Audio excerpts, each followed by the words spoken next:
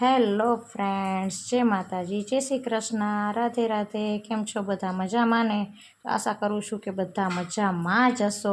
તો હું વિરલ મંડલી, મારી ચેનલ માહિર મંડલી ઓફિશિયલમાં આપ સૌનું હાર્દિક સ્વાગત કરું છું. તો આજે અમે ક્યાં ગયા હતા, શું કર્યું, કેવી ધમાલ મસ્તી કરી, એ બધું જોવા માટે આપ સૌ વિડીયોમાં કન્ટિન્યુ રહેવાનું છે. તો ચલો આપણે આજનો વિડીયો સ્ટાર્ટ કરીએ. સો ફાઇનલી ફ્રેન્ડ્સ, ઘરેથી જ એટલું લેટ થઈ ગયું છે બહાર જવામાં, પણ વાંધો નહીં, આપણે ફાઇનલી પહોંચી ગયા છીએ જ્યાં પહોંચવાનું હતું, જ્યાં આવવાનું હતું. અને આ બેનર જોઈને તમને લોકોને થતું હશે કે હું એક પ્રસંગમાં આવી છું. આ વ્યાસ પરિવારનું બેનર જોઈને તો હા, હું આજે એક પ્રસંગમાં જ આવી છું. આ પ્રસંગ એટલે કે એક સપ્તાહ છે જે મારા પપ્પાના મોટા ભાઈ અમારે કુટુંબમાં થાય. મારા ફાધરના મોટા ભાઈ નંદાભાઈ ડાયાભાઈ ફૂલતરિયા કરીને એમને આ સપ્તાહનું આયોજન કર્યું છે. તો આજે હું ત્યાં સપ્તાહમાં આવી છું. તો આગળ આપણે પછી વાત કરશું. પહેલાં હું તમને આ બહારથી ને બધું એને કેવું અરેન્જમેન્ટ કર્યું છે, કેવું સરસ મજાનું ડેકોરેશન કર્યું છે, બધું બતાવી દઉં છું.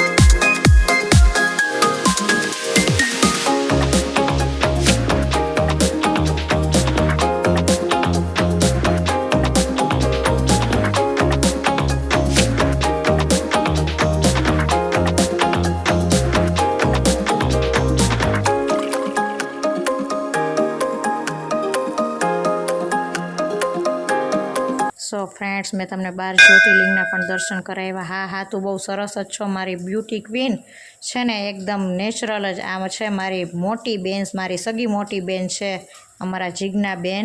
તો છે ને નેચરલ જ એટલી સરસ છે ને કે એને કાંઈ મેકઅપ બેકઅપ કે કાંઈ તૈયાર થવાની જરૂર જ નથી.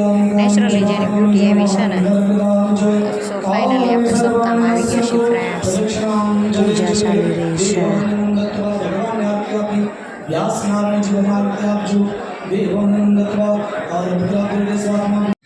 સો ફ્રેન્ડ્સ, હું એવરી ડે તો સપ્તાહમાં નથી આવી શકતી અને સવારમાં પણ નથી આવી શકતી. થોડું ઘણું કામ હોય છે, માહિરની સ્કૂલ હોય છે, એટલે હું આવવામાં મારે સાંજે લેટ થયું. અને માહિરની સ્કૂલ હવે આફ્ટરનૂન ટાઈમ થઈ ગયો છે.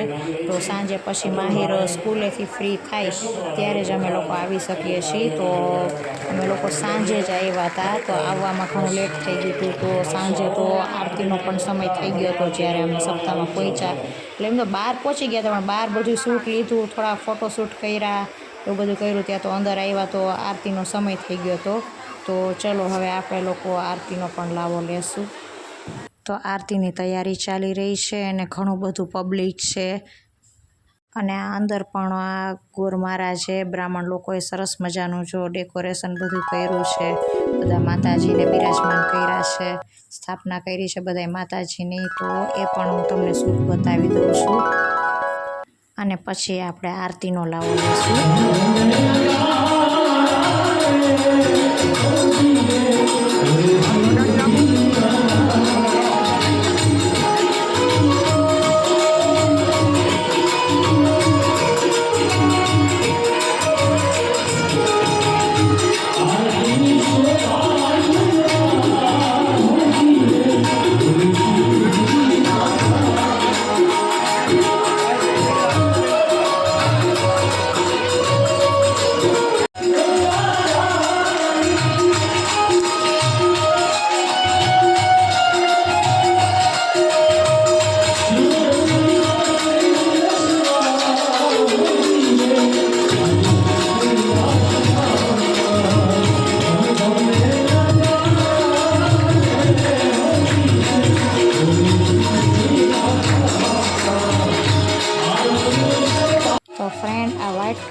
આ છે મારા નાના ફોવા છે દિનેશભાઈ દેત્રોજા, બાજુમાં મારા ફઈ છે, આ ચશ્માવાળા મારા પપ્પા છે, દૂધિયા સાડીવાળા મારા મમ્મી છે, મારી દીદીને તો તમે જોઈ જ, અને આ ગોલ્ડન કુર્તાવાળા છે એ મારા નાના કાકા છે, બાજુમાં મારા બ્યુટીફુલ આંટી છે, એમનો એકને એક દીકરો આ હર્ષભાઈ છે, બાજુમાં મારા મોટા કાકાનો છોકરો છે.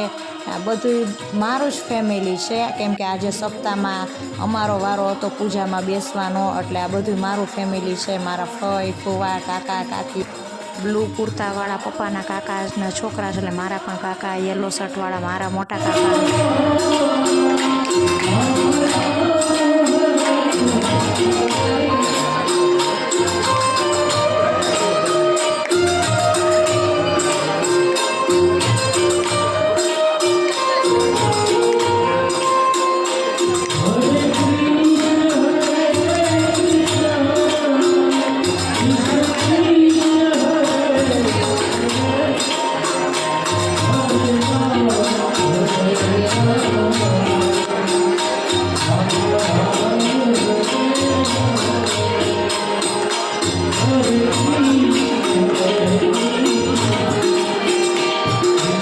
અત્યાર સુધી સ્ટેજ પર હતા એ નંદાભાઈનો પરિવાર હતો. નંદાભાઈજી એટલે નંદાભાઈ ડાયાભાઈ ફૂલતરિયા, જેમણે આ સપ્તાહનું સરસ મજાનું આયોજન કર્યું છે.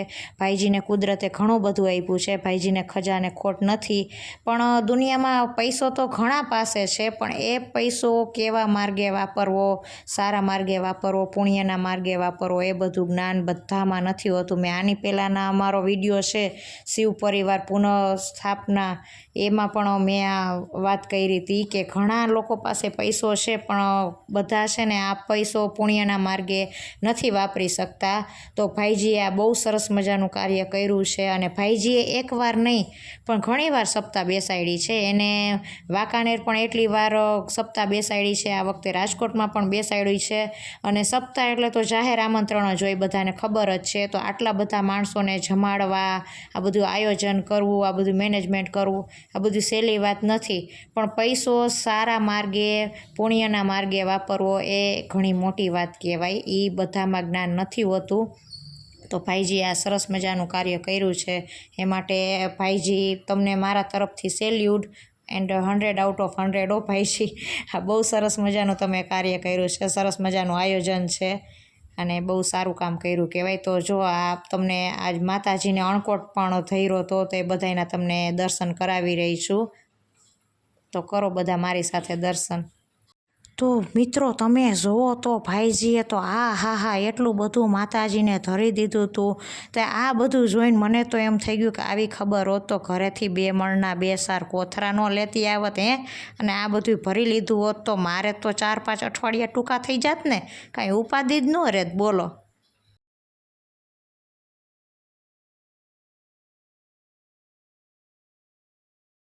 કાંઈ વાંધો નહીં, આ બધું મારા ભાઈમાં નહીં હોય. પણ બીજી વાર ભાઈજી સપ્તાહ બેહારે ને એટલે પ્રાઇવેટ પ્લેન લઈને તમે જો, એમાં 4-5 કોથા તો 2 મણના નાખી જ દઉં, અને આ બધું ઘર ભેગું કરી દઉં. આપણે તમે જોવો એમને આટલો બધો અણકોટ ધૈરો છે તો આ પ્રસાદીમાં જશે કે ભામણ લઈ જશે, મને તો એ નથી સમજાતું. પણ કાંઈ વાંધો નહીં, હાલો ને, ભલે ભામણ લઈ જાય તોય વાંધો નહીં, પ્રસાદીમાં જાય તોય વાંધો નહીં. પણ મને એક આઈડિયો આવ્યો છે, મારે ભાઈજીને જરાક કેવું તો જોઈશે. ભાઈજી આ બધું કાજુ ને બદામની પ્રસાદીમાં આપણે ન દઈ તો આવો સરસ જમણવાર તો આપણે રાખ્યો તો માણા એ પ્રસાદી તો લેવાના જ છે ને. તો આ કાજુ ને બદામને છે ને હું લઈ જાઉં ભાઈજીને, કે આમે તમારી બેનો દીકરીઓને દાનપૂન કરવા તમે બેઠા છો ને, તો આ હું લઈ જાઉં તો મારે શું 2-4 મહિના ઘરે જરાક ઉપાધિ નહીં.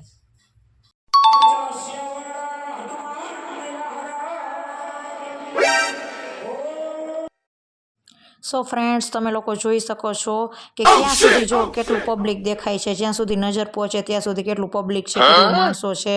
તો અત્યારે મોન્સૂન સિઝન ચાલી રહી છે, અત્યારે આ વરસાદ જેવા વાતાવરણમાં પણ ભાઈજીએ આયોજન કર્યું છે સપ્તાહનું, છતાં પણ કોઈ પણ માણસોને કંઈ પણ જાતની પ્રોબ્લેમ નથી આવવા દીધી. જો ગરમી પણ નહીં, ક્યારેક ઘડીક વાર બફારો હોય, થોડીક વાર માટે વરસાદ હોય, તો આ સરસ મજાનો સેન્ટ્રલ એસી વાળો બેન્ક્વેટ હોલ રાખ્યો છે, ફરતે બધી બાજુ એસી છે, અને સરસ મજાનું મેનેજમેન્ટ ભાઈજીએ કર્યું છે. ભાઈજી, it's a really very good work. હા ફ્રેન્ડ્સ એવરી ડે અહીંયા સાંજે સપ્તાહ પૂરી થાય, આરતી પૂરી થાય એટલે લેડીઝ લોકો માટે ડિસ્કો દાંડિયાનું પણ આયોજન સરસ મજાનું હોય જ છે. તો લેડીઝ લોકો સાંજે એવરી ડે ડિસ્કો દાંડિયા રમે જ છે. તો હવે ક્યારના પ્રસાદી માટે અનાઉન્સ કરી રહ્યા છે કે ચલો બધા પ્રસાદી લેવા. તો ફાઇનલી હું પણ પહોંચી ગઈ છું પ્રસાદી લેવા માટે. તો સરસ મજાની પ્રસાદી છે. જો છોલે ભટુરે, પુલાવ, દહીં, સ્વીટમાં ગુલાબજાંબુ છે, બટર મિલ્ક છે અને ફ્રાઈમ્સ પણ છે, સલાડ પણ છે. તો સરસ મજાની આ પ્રસાદી છે. તો પ્રસાદીનો પણ આપણે આનંદ લીધો. અને પછી તો મિત્રો તમે જુઓ તો તમને બધાને ખબર હશે કે સારો એવો નજારો ને સારું એવું લોકેશન જોયું નથી કે વાંકા ચૂકા મોઢા મળતી હું તો ઊભી જ રહી જાઉં ફોટા પાડવા. પછી તો એટલા ફોટા પાડ્યા ને એટલી સેફલી ઉપર સેફલી લીધી ને કે મારો તો મોબાઈલ ખરાબ થઈ ગયો. બોલો મેં મોરલો નથી ને તો હું ફોટા પાડી લઉં, નકર પછી મને ફોટા ન પાડવા દે. બોલો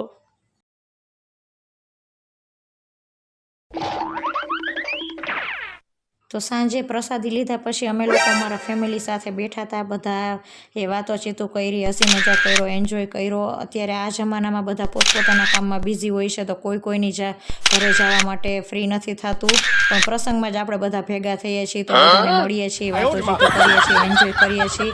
અને આ પ્રસંગના લીધે ભાઈજી અમને આ મોકો આપ્યો ને બધાને મળવાનો, એન્જોય કરવાનો મોકો આપ્યો. તો થેન્ક યુ નંદા ભાઈજી. સો ફ્રેન્ડ્સ, મારો આ વિડીયો કેવો લાગ્યો? જો મારો વિડીયો સારો લાગ્યો હોય તો મારા વિડીયોને લાઇક કરો, શેર કરો અને હા ફ્રેન્ડ્સ, સબસ્ક્રાઈબ કરવાનું ના ભૂલતા. તો મળીએ બીજા વ્લોગમાં. ત્યાં સુધી બધાને જય માતાજી, જય શ્રી કૃષ્ણ.